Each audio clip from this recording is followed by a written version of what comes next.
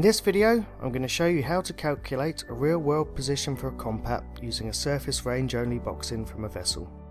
This method is much more accurate than an average fix, as if it's done properly, lever arm and calibration errors are cancelled out.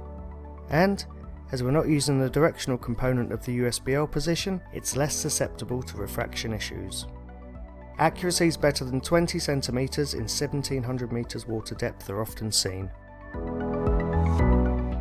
Here I have Ranger 2 USBL running to provide the SSB telegram to Fusion 2.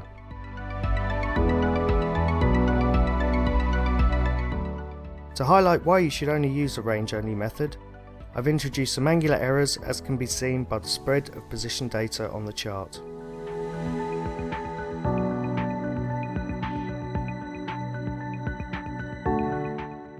In Fusion 2, I already have the GNSS and vessel MRU configured, I just need to add the SSB telegram input from Ranger 2. Right click on Ship 1, add instrument and select Range Input and SSB. Set your port, I'm using UDP port 7005. Click OK. As the SSB is relative to the USBL array face, we need to set the lever arms to what we have set in Ranger 2.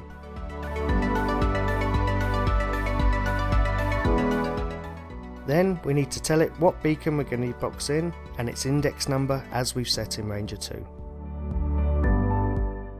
We'll also need a good mean sound speed value, so a profile is usually the best option here. I'm going to use a manual sound speed and add a 1 meter per second error, just to show why you need to use a better depth source than that computed by the box-in.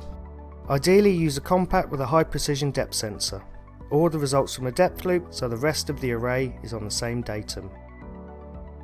Now we can click on the calibration crosshairs in the toolbox and click on box in. Change the vehicle to Ship 1 and it should select the right solution and source, as we only have one combination of Ship 1 sensors configured. Drag over the beacon to select it and continue to calibration.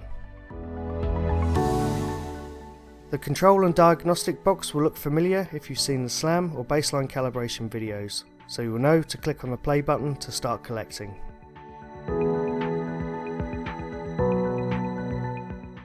Also, like the other calibration methods, results are calculated in real time with each range update, and it doesn't take much variation in the ship position for it to be able to start getting a fix on the beacon position.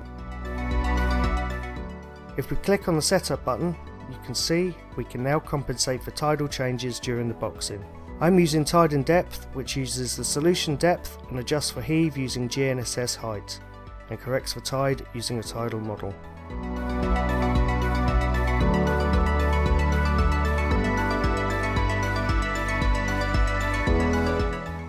The start position is correct, so I can show you how it resolves errors, and we can see in the diagnostic window that the initial estimate is off due to these errors.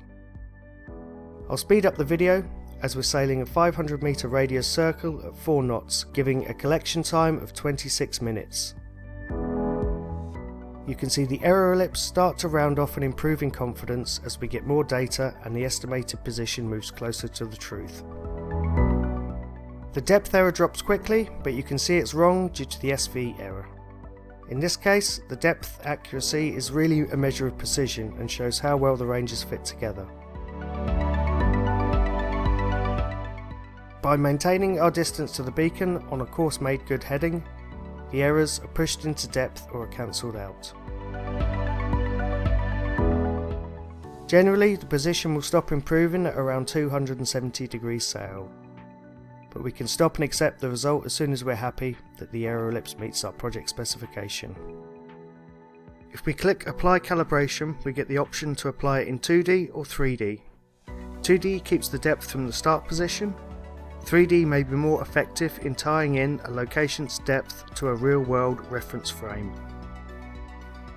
Now we can check and save the report, save the position, or use these details to reprocess a baseline calibration to bring it into an absolute frame.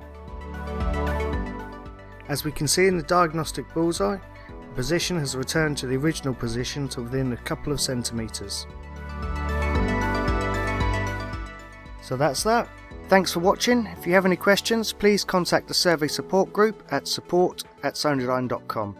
For more detailed information on this or on any of our other Sonardyne products, please check out the training pages on our website. Happy tracking and goodbye.